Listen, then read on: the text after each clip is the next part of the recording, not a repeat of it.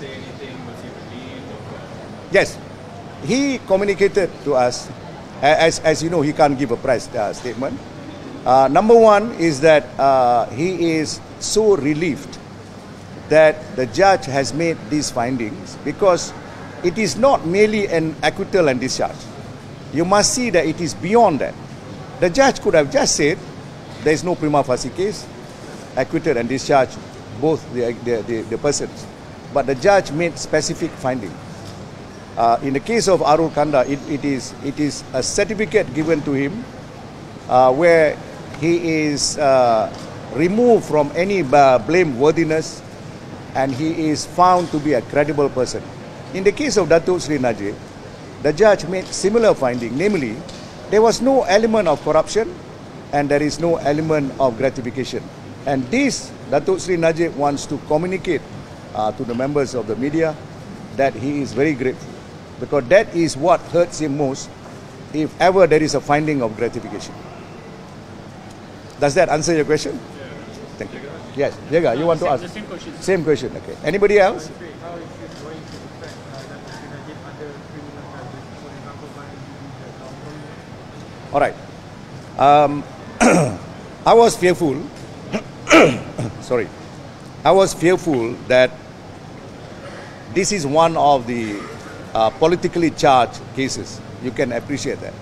The SRC, the 1MDB that is ongoing, the audit case, and also the MOF case that he has got.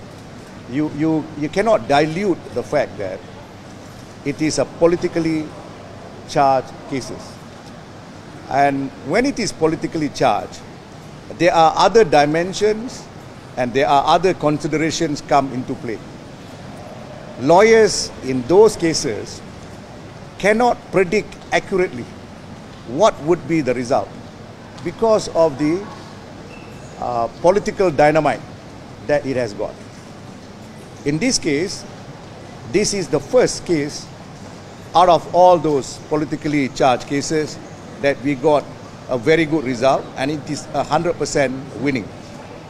And I'm hoping that the Attorney General Chambers will not appeal on this, because the finding of the judge is completely supportable and he has corroborated his finding.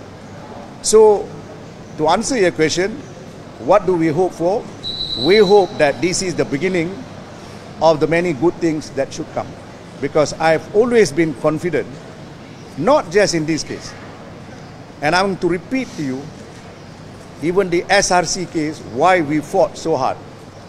After a setback in the change of councils, the setback in him not being heard, we fought so hard in the review, because I'm confident if the new federal court rehear the matter, we will be able to demonstrate that he is innocent.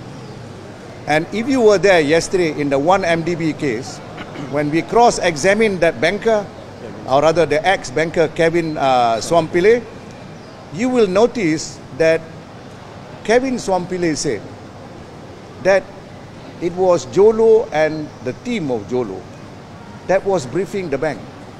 And he said, with the hindsight, he realized Jolo was a crook, and he realized there were so many others.